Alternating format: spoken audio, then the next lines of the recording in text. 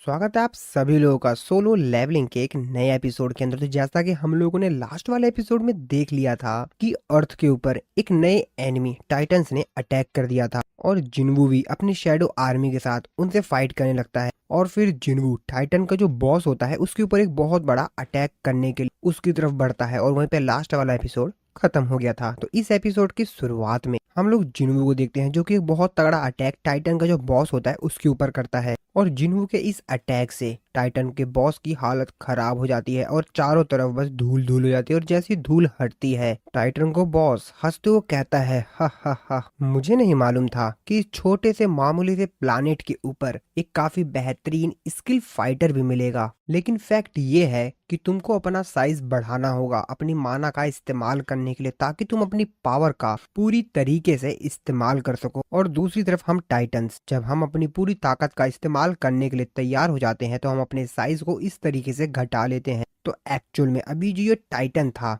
ये बहुत ज्यादा बड़ा था साइज में, और अभी से अपनी पूरी पावर का इस्तेमाल करना है तो इसलिए इसने अपने साइज को घटा लिया है, कम कर लिया है। तो अब ये टाइटन जिन्वू के साइज का ही लग रहा था। वो टाइटन आगे कहता है, हाँ हाँ बिल्कुल बिल्कुल, सिर्फ जो बेस्ट टाइटन वॉरियर्स होते हैं वही लोग सिर्फ ऐसा कर पाते हैं, जैसा कि मैं। और वो जिन्वू की तरफ गुस्से से उससे कहता है, तुम हमसे अभी भी माफी मांग सकते हो, अभी भी देर नहीं हुई है, हम खुशी खुशी तुमको माफ कर देंगे और तुम्हारे ऊपर थोड़ी दया दिखाएंगे। लेकिन वो बेचारा इससे आगे कुछ बोल पाता, मतलब मैं क्या बताऊं, उसके आगे कुछ बेचारा बोल पाता उससे पहले ही पीछे से बेलियन अपने वीपन से उसके ऊपर अटैक करता है, उस बेचारे को खत्म कर देता है। मतलब ये बंदा बहुत ज्यादा ताकतवर था टाइटन, ये साबित कर रहा था कि मैं ताकतवर हूँ। लेकिन बेलियन के एक ही अटैक से बेचारा पूरी तरीके से खत्म हो जाता है, उसका कोई नामो निशान ही नहीं मिलता है। बेलियन जिन उसे कहता है कि मैं आपसे माफी चाहूंगा माई किंग, कि आप दोनों की बातचीत के बीच में मैं इस तरीके से आ गया। जिसपे जिन्हू कहता है कि नहीं नहीं नहीं नहीं, कोई दिक्कत नहीं है। लेकिन इससे भी ज्यादा इम्पोर्टेंट बात ये है कि ये लोग थोड़े से ज्यादा एरोगेंट हैं और ऐसा लग रहा है कि ये लोग प्यार से भी नहीं मानेंगे। तो थोड़ा सा इन लोगों को स्पेशल सबक सिखाओ, इन लोगों का थोड़ा अच्छे से ध्यान रखो, ठीक है बेलियन। बेलियन कहता है, बिल्कुल माई किंग,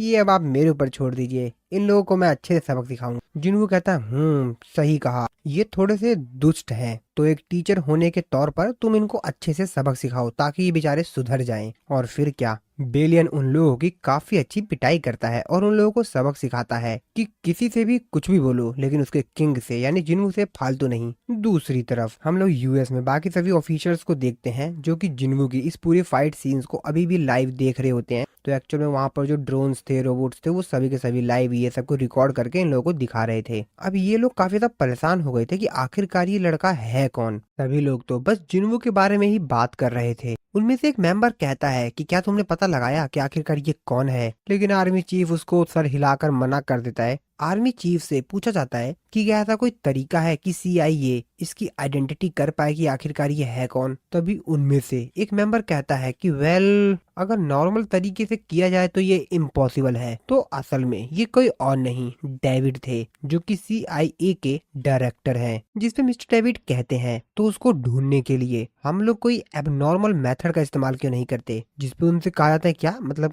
है आपका, इसका क्या मतलब है। जिसपे वो कहते हैं कि क्या आपको याद नहीं, ये एक ऐसा इंसान है जिसने एबनॉर्मल मेथड का इस्तेमाल करके हमको वो सच्चाई दिखाई, वो ट्रुथ दिखाया जिसके बारे में शायद कोई नहीं जानता था। जिसपे वो कहते हैं कि इसका मतलब, तो एक्चुअल में ये लोग यहाँ पर बात कर रहे थे मिसिस सेलनर की। मिस्टर डेविड कहते हैं कि हाँ, मैं बात कर रहा हूँ मिसिस सेलनर की, और मैं इस बात को लेकर श्योर हूँ कि वो हमको इसका जवाब जरूर दे देंगी, क्योंकि हर बार हमको जिस चीज का भी जवाब चाहिए होता है उनके पास उसका जवाब पहले से होता है। और फिर दूसरी तरफ हम लोग देखते हैं national student track and field competition का प्री एग्जाम, और यहाँ पर सभी बच्चे रेडी होते हैं अपने इस कंपटीशन में अपना बेहतरीन प्रदर्शन दिखाने के लिए। जिन्वू भी अपनी टीम के साथ यहाँ पर आया हुआ होता है। जिन्वू वहाँ पर बाकी सभी स्टूडेंट्स को देखता है जो कि यहाँ वार्म अप कर रहे थे। जिन्वू वहाँ पर एक दूसरे स्टूडेंट को देखता है और वो स्टूडेंट भी जिन्वू को देखता है। उसे भी हैरानी होती है कि ये मेरे को क्यों देख रहा है। कि तभी इस स्टूडेंट का जो दूसरा साथी होता है वो उसको आवाज लगाते हुए कहता है कि हे किम चुल, इस चीज का इंतजार कर रहे हो, तुम तैयार तो हो ना। तो एक्चुअली में इस लड़के का नाम किम चुल होता है। जिसपे वो अपने फ्रेंड से कहता है कि हाँ ठीक है, मैं रेडी हूँ। जिन्वू भी उसको ही देख रहा होता है। वो कहता है, ओ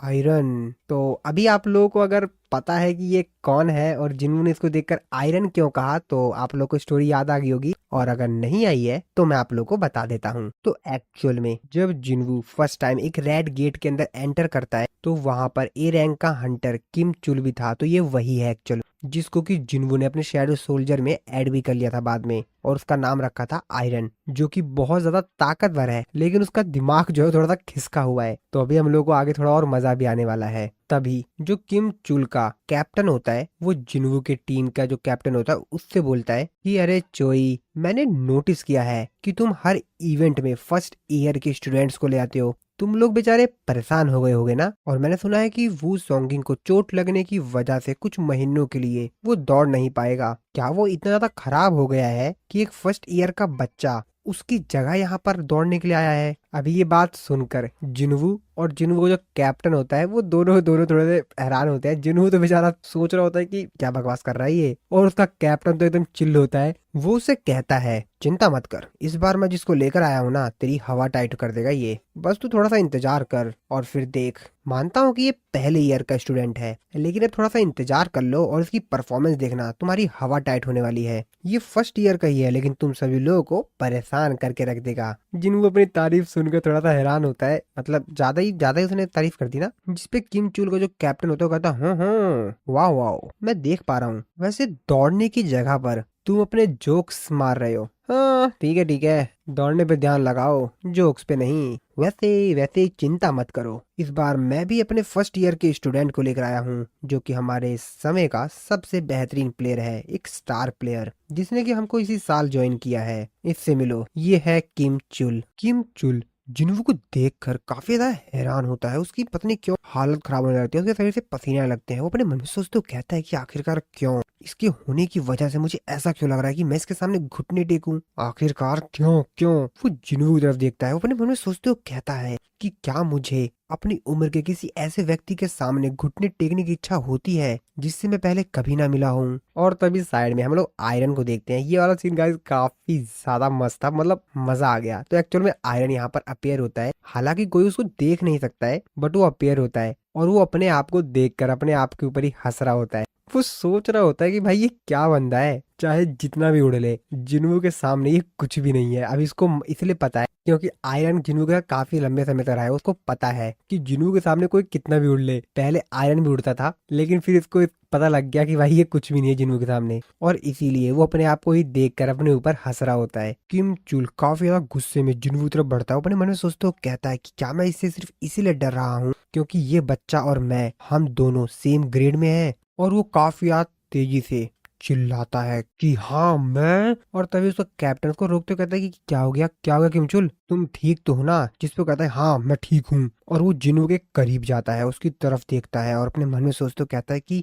आखिरकार ये कैसे हो सकता है, मैं आखिरकार इससे डर क्यों रहा हूँ। इसकी तो इतनी औकात ही नहीं कि ये मेरे खिलाफ भी खड़े हो पाए। हाँ बिल्कुल, इसकी कोई औकात नहीं। और फिर वो जिन्वू से कहता है कि हे तू मुझे क्या देख रहा है, और अगर तेरे को कुछ कहना है ना तो ठीक है, हम ये सब कुछ स्टेडियम के बाहर संभाल लेंगे। तू स्टेडियम के बाहर मिली होगा, तेरे को कुछ मेरे से काम है तो तेरे को तो मैं बाहर देख लूंगा। और तभी जिन्वू की जो पूरी टीम होती है जिन्वू को चीयरअप करने लगती है, कहते हैं हाँ हाँ बहुत बेहतरीन। अरे चीयरअप नहीं कर रहे होते हैं, ये जिन्वू को चढ़ा रहे होते हैं। इन लोगों को फाइट देखनी थी ना, तो ये लोग जिन्वू का जोश बढ़ा रहे होते हैं। वाह वाह वाह, इन दोनों की फाइट तो पहले ही शुरू हो गई और कंपटीशन तो अभी तक स्टार्ट भी नहीं हुआ। तभी दूसरा कहता है कि जिन्वू जिन्वू ध्यान रखना, तुम इसको मार मत देना। तभी जिन्वू कैप्टन जिन्वू के और मजे लेते हुए कहता है कि अरे अरे क्या तुम सच में इसको मार देने वाले हो? अरे नहीं, आज तो तुम्हारा कंपटीशन का दिन है ना, आज कोई मर्डर वगैरह मत करना जिन्वू। चलो इसको इग्नोर कर दो इसको। अपना दिल बड़ा रखो, तुम एक बेहतरीन इंसान हो, मर्द हो तुम, जिंदा छोड़ दो, जाओ जीने दो इसको। ये तो अलग ही उसको चढ़ा रहे होते हैं। जिन्वू इन लोगों की बात सुन के अपने मन में सोचता कहता है कि क्या बंदे हैं ये। जिस पे जिन्वू उन लोगों से कहता है कि अरे चिंता मत करिए, ऐसा कुछ भी नहीं होगा। जिन्वू का कैप्टन जिन्वू से कहता है ओ तो ये तुम्हारा प्रॉमिस है ना जिन्वू। और ये लोग जिन्वू को काफी ज्यादा चढ़ा रहे होते हैं ताकि जिन्वू फाइट करे, लेकिन जिन्वू का ऐसा कुछ भी करने का मूड नहीं होता है। जिन्वू असल में यहाँ पर आयरन यानी किम चुल को इग्नोर नहीं कर रहा होता है, अपने ही दोस्तों की जो बातें होती है उसको इग्नोर कर रहा होता है। नहीं तो ये लोग तो भाई इसको चढ़ा देंगे और ये जिन्वू भी मतलब इसको पीट पाट देगा अभी। और फिर हम लोग कुछ समय बाद का सीन देखते हैं। किम चुल जिन्वू के पास जाता है और जिन्वू का कॉलर पकड़ते उससे कहता है कि अबे सुन, क्या मैं तेरे को कमजोर लग रहा हूँ क्योंकि मैं स्कूल यूनिफॉर्म में हूँ और तेरे साथ एक ही स्टेडियम में खड़ा हूँ। और जिन्वू के जो बाकी सभी शैडो सोल्जर्स होते हैं वो तो भाई यहाँ पे खूब मजे ले रहे होते हैं। तो टस्क मजे लेते हुए कहता है कि इसको दोबारा इस तरीके से देखकर मजा आ गया। इग्रीस कहता है ओ तो असली आयरन फिर से जिंदा हो गया। बेरू मजे लेते हुए कहता है कि वेलकम बैक आयरन। जिन्वू बेचारे का तो मुंह बन गया होता है। इसको किम चुल ने पकड़ा होता है इस वजह से नहीं, उस वजह से भी हुआ होता है, लेकिन जिन्वू को जो उसके शैडो सोल्जर्स मजे ले रहे थे ना, उससे जिन्वू ज्यादा हैरान था। बेलियन जिन्वू से कहता है कि माय किंग, अगर आप मेरे को परमिशन दें तो मैं बेलियन इसको सबक सिखाऊं और इतना बेहतरीन सबक सिखाऊंगा, इतना अच्छा लेसन दूंगा कि ये अपने जीवन में ऐसा दोबारा कभी नहीं करेगा। जिन्वू अपने मन में सोच रहा होता है कि यार मेरे जो मैथ के फॉर्मूले है ना, मैं उनको याद कर लूंगा, वो आसान है, लेकिन मैं अपने ही शैडो सोल्जर को समझ लूं, ये थोड़ा सा दिक्कत वाली बात है। और किम चुल के भी पसीने छूट रहे होते हैं क्योंकि उसको भी समझ नहीं आ रहा होता कि आखिरकार ये क्या हो रहा है। और तभी तभी वो रोने लगता है और वो घुटनों के बल बैठकर जिन्हों से माफी मांगने लगता है। अब उसको खुद भी समझ नहीं आ रहा होता है कि आखिरकार उसके साथ ऐसा क्यों हो रहा है। वो कहता है कि आखिरकार क्यों, मैं ऐसा क्यों कर रहा हूँ। और जिन्हों आराम से अपना बैग उठाकर वहां से जाने लगता है। किम चुल को तो कुछ भी समझ नहीं आ रहा था कि आखिरकार वो जिन्वू के सामने इस तरीके से घुटनों के बल बैठकर मतलब वो ऐसा कर ही क्यों रहा है। और फिर जिन्वू वहां से जाने लगता है। जिन्वू उसकी तरफ देखते हुए मन में सोचते हुए कहता है कि ये इस समय एक इंसान की जिंदगी जी रहा है, ना कि मेरे शैडो सोल्जर की तरह। मेरे को इसको अकेला छोड़ देना चाहिए, ठीक है। और फिर जिन्वू वहां से जाने लगता है। किम चुल जिन्वू से कहता है कि रुको रुको एक मिनट, क्या ये फीलिंग लव की है? मेरे को तुमसे प्यार हो गया है क्या? अबे भाई ये क्या बंदा है। जिन्वू इस चीज को देखकर भी फट जाते हैं गंदी वाली। जिन्वू कहता है पागल हो गया क्या बे? क्या बोल रहा है बे? क्या सोच रहा है बे? जिन्वू कहता है अरे यार ये सनक गया भाई, ये सनक गया है, ये तो मेरी लव स्टोरी स्टार्ट भी नहीं होने देगा, इससे पहले ही खत्म करके मानेगा। और फिर जिन्वू एक चुटकी बजाता है और उससे हिप्नोटाइज करते समय उससे कहता है कि आखिरकार यहाँ पर क्या हुआ, तुम मेरे से लड़ाई करने के लिए आए, लेकिन तभी तुमको पता चला कि मैं तुम्हारे फादर के फ्रेंड का फ्रेंड का फ्रेंड का फ्रेंड का बेटा हूँ, यानी कि फादर के फ्रेंड का क्यूब, है ना, ऐसे ही होता है ना, फ्रेंड इंटू फ्रेंड। मजाक कर रहा था। और फिर जिन्वू उससे कहता है और इसीलिए तो तुम्हारा जो मेरे से लड़ाई करने का मूड था वो शांत हो गया और तुम अब से एक बेहतर इंसान बनने की कोशिश करोगे। और जिन्वू उसको जाते जाते कहता है कि तुम उन लोगों में से एक थे जिन्होंने दुनिया की सेफ्टी के लिए लड़ाई लड़ी, इसलिए तुमको अपने खुद के ऊपर गर्व होना चाहिए। और फिर जिन्वू भी वहां से चला जाता है। आयरन सॉरी किम चुल होश में आता है। वो काफी हैरान होता है कि उसके आधे कपड़े क्यों फटे हुए हैं और उसके साथ अभी क्या हुआ यहाँ पर। उसको तो अभी तक कुछ समझ ही नहीं आया होता कि उसके साथ अभी हुआ क्या था। और फिर स्टेडियम में अनाउंस करके बताया जाता है कि junior high level pre competition जल्द ही शुरू होने वाला है, तो सभी पार्टिसिपेंट से गुजारिश है कि स्टेडियम में जल्द से जल्द आ जाएं। दूसरी तरफ हम लोग मिस्टर डेविड को देखते हैं जो कि असल में मिसिस सेलनर से मिलने के लिए जाते हैं। वो मिसिस सेलनर से कहते हैं कि काफी लंबा समय हो गया आपसे मिले मिसिस सेलनर। मिसिस सेलनर भी मिस्टर डेविड को देख के काफी ज्यादा खुश होती हैं। वो अपने घर के अंदर उनका स्वागत करती हैं, उनसे कहते हैं कि अंदर आइए। मिस्टर डेविड मिसिस सेलनर से कहते हैं कि खाने की काफी अच्छी खुशबू आ रही है, कहीं मैंने आपको खाने के बीच में डिस्टर्ब तो नहीं कर दिया। मिसिस सेलनर मिस्टर डेविड को बताती हैं कि दरअसल आपसे पहले मेरे यहाँ पर आज एक और गेस्ट आया हुआ है। ये बात सुनकर मिस्टर डेविड कहते हैं ओ अच्छा सही में, चलिए फिर ठीक है, मैं आपका ज्यादा समय नहीं लूंगा, मैं डायरेक्टली पॉइंट पर आता हूँ। मिसिस सेलनर मिस्टर डेविड को कहती हैं कि डेव, मैंने तुमसे पहले ही बोल दिया है कि जिस दिन से उसने मेरे को देखा है मैं उस दिन से कुछ भी नहीं देख पा रही हूँ। मिस्टर डेविड कहते हैं ओ तो आप गॉड ऑफ डेथ की बात कर रही हैं दोबारा से। और फिर ये लोग बैठकर बातचीत करने लगते हैं। मिसिस सेलनर मिस्टर डेविड को चाय देते हुए कहती हैं चलिए मैं आपके सवाल के जवाब दे देती हूँ जो कि आप मेरे से पूछना चाहते हैं डेव। तो तुम्हारे पहले क्वेश्चन का जवाब है यस और तुम्हारे सेकंड क्वेश्चन का जवाब है नो। अब ये बात सुनकर मिस्टर डेविड तो काफी ज्यादा हैरान होते हैं। वो मिसिस सेलनर कहते हैं कि वेट क्या क्या क्या आपको कैसे पता कि मैं। तभी मिसिस सेलनर उनको बीच में रोकते हुए कहती हैं मैं जानती हूँ आप सोच रहे होगे कि आखिरकार जो आप मेरे से पूछना चाहते हैं मेरे को सब कुछ कैसे पता, जबकि अब तो मैं फ्यूचर भी नहीं देख सकती हूँ। आप मेरे से जो क्वेश्चन पूछना चाहते थे वो पास्ट के बारे में है और मैंने सिर्फ पास्ट को देखा और तुमको सारे जवाब दे दिए जो कि मुझे लगा कि जिसके जवाब आप चाहते हैं। तो क्या वैसे मैं आपको अपने आंसर्स को डिटेल में बताऊं? जिस पे मिस्टर डेविड सर हिलाते हुए हाँ बोलते हैं। मिसिस सेलनर कहती हैं कि ठीक है डेव, मैं जानती हूँ कि तुम मेरे से यहाँ पर किस चीज के बारे में पूछने के लिए आए हो, आखिरकार तुम मेरे से किसकी इन्फॉर्मेशन चाहते हो मैं जानती हूँ, लेकिन मैं तुमको बता दूं कि मैं उसके बारे में तुम्हें कुछ भी नहीं बता सकती हूँ। अब ये बात सुनकर मिस्टर मिस्टर डेविड काफी ज्यादा हैरान होते हैं। वो कहते हैं क्या, लेकिन लेकिन मिसेस सेलनर, आप जानती हैं कि आखिरकार उस लड़के ने क्या किया है। वो एक ऐसा इंसान है जो कि हमारी कंट्री को खतरे में डाल सकता है, और ये पता होने के बावजूद भी आप हमें ये बताने के लिए मना कर रही हैं। मिसेस सेलनर उनसे कहती हैं, मैं जानती हूँ और इसीलिए मैं ये बताने के लिए मना कर रही हूँ, और आपने जरूर उस दिन की फुटेज भी देखी होगी, क्या आपने नहीं देखी? मिस्टर डेविड कहते हैं कि हाँ मैंने देखी है। और मिस्टर डेविड जिनको की उस दिन की परफॉर्मेंस को याद कर कर कुछ समय के लिए तो एकदम शांत हो जाते हैं। इसके बाद वो आगे मिसेस सेलनर को बताते हैं कि हाँ मैंने वो वीडियो देखी थी, एक लड़का जिसके सामने कई सारे खतरनाक और पावरफुल मॉन्स्टर थे, लेकिन फिर भी वो लड़का पीछे नहीं हटा। उसके पास बहुत ही ज्यादा ताकतवर, भयंकर और डरावनी पावर्स थी, लेकिन आखिरकार अंत में उसने अपनी पावर का इस्तेमाल किया इंसानियत को बचाने के लिए। इसके आगे मिसेस सेलनर मिस्टर डेविड से कहती हैं कि वैसे अगर मैं आपको ये बताऊं कि ये जो कुछ भी हो रहा है ये पहली बार नहीं है, इससे पहले भी कई बार ऐसी चीजें हो चुकी हैं। अब ये बात सुनकर तो मिस्टर डेविड बहुत ज्यादा हैरान होते हैं। वो अपने मन में सोचते हो कहते हैं कि क्या कुछ इस प्रकार की चीज पहले भी हो चुकी है? मिस्टर डेविड मिसेस सेलनर से कहते हैं, तो आप ये कहना चाहती हैं कि इंसानियत के सामने इस प्रकार की खतरनाक जो खतरे थे वो कई बार आ चुके हैं, जिस चीज के बारे में हम लोग को पता ही नहीं है। मिस्टर डेविड अपने जिस हाथ से चाय पी रहे थे उनका वो हाथ भी थोड़ा थोड़ा कांप रहा था। वो अपने मन में सोचते हो कहते हैं कि शायद शायद मिसेस सेलनर सही कह रही हैं, हो सकता है कि वो लड़का सच में। और फिर वो मिसेस सेलनर को बाय बोल के वहां से जाने लगते हैं। जाते जाते वो मिसेस सेलनर से कहते हैं कि क्या वैसे आप गारंटी के साथ कह सकती हैं ना कि जो वीडियो क्लिप में वो लड़का था वो हमारे लिए खतरनाक नहीं है? मिसेस सेलनर कहती है, हाँ बिल्कुल, आप चिंता मत कीजिए, वो आपके लिए नहीं बल्कि पूरी इंसानियत के लिए ही सेफ है। मिसेस सेलनर की ये बात सुनकर मिस्टर डेविड को भी थोड़ी राहत मिलती है। वो कहते हैं कि ठीक है, फिर चलिए ठीक है, अब मैं इस प्रकार की एक्टिंग करूंगा कि मुझे ये नहीं पता कि आप उसको जानती हैं।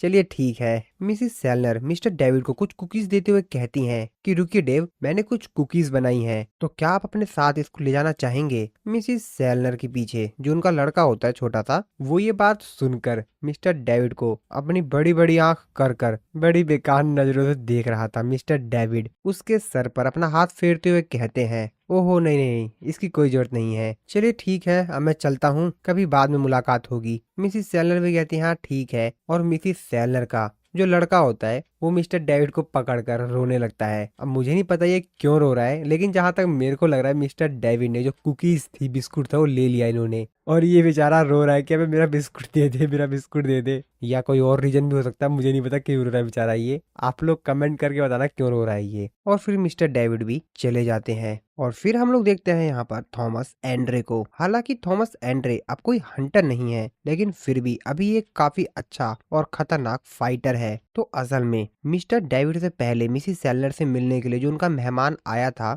वो एक्चुअल में कोई और नहीं, थॉमस एंड्रे ही था। तो मिसेस सेलनर से बोलता है कि मेरे को वो बूढ़ा इंसान पसंद नहीं है, वैसे क्या मैं उसको तुम्हारे लिए हैंडल कर लूं? जिसमें मिसेस सेलनर थॉमस एंड्रे को कहती हैं कि वैसे तुमको पता है ना कि तुम प्रोफेशनल फाइटिंग से बैन हो चुके हो, तो क्या तुम अपने आप को दोबारा से किसी प्रॉब्लम में डालना चाहते हो क्या? दोबारा से नहीं थॉमस। थॉमस एंड्रे कहता है, हाँ हाँ ठीक है, लेकिन अच्छा ठीक है, वैसे क्या मैं तुमसे एक चीज पूछ सकता हूँ? मिसेस सेलनर कहती है, हाँ पूछो। और वो कुकीज जो कि वो मिस्टर डेविड को देने वाली थी वो थॉमस एंड्रे को देती हैं, और थॉमस एंड्रे एक ही बार में वो सारे के सारे कुकीज खा जाता है। अब इतना बड़ा शरीर लेके बैठा हुआ है तो एक बार में तो खा ही जाएगा ना, हम लोग तो यार इसको एक एक करके मतलब टाइम लगाएंगे, वो तो एक ही बार में खा गया। थॉमस एंड्रे कुकीज खाते हुए कहता है कि मेरे अलावा काफी सारे और भी लोग हैं जो कि एक्सीडेंट में मारे जाते हैं, स्पेशली कार क्रैशेस में, और मेरे हिसाब से इसमें कई सारे लोग मरते होंगे ना इस प्रकार के एक्सीडेंट में, लेकिन मैं इस प्रकार के एक्सीडेंट से हमेशा बच जाता हूँ सिर्फ तुम्हारी वजह से। तो आखिरकार तुमने मेरे को क्यों बचाया था? मुझे भी जानना है कि आखिरकार तुमने मेरे को क्यों बचाया। जिसमें मिसेस सेलनर थॉमस एंड्रे से कहती हैं क्योंकि तुमने अपने पास्ट लाइफ में काफी कुछ अच्छी चीजें की थी। थॉमस एंड्रे कहते हैं, क्या मैंने? लेकिन मैं तो Thomas Andre the bad boy, नहीं नहीं नहीं नहीं नहीं, द डेविल हूँ। मिसेस सेलनर अपने घर के अंदर से मिस्टर डेविड को ही देख रही थी जो कि अपने कार में बैठकर अब वापस जा रहे थे।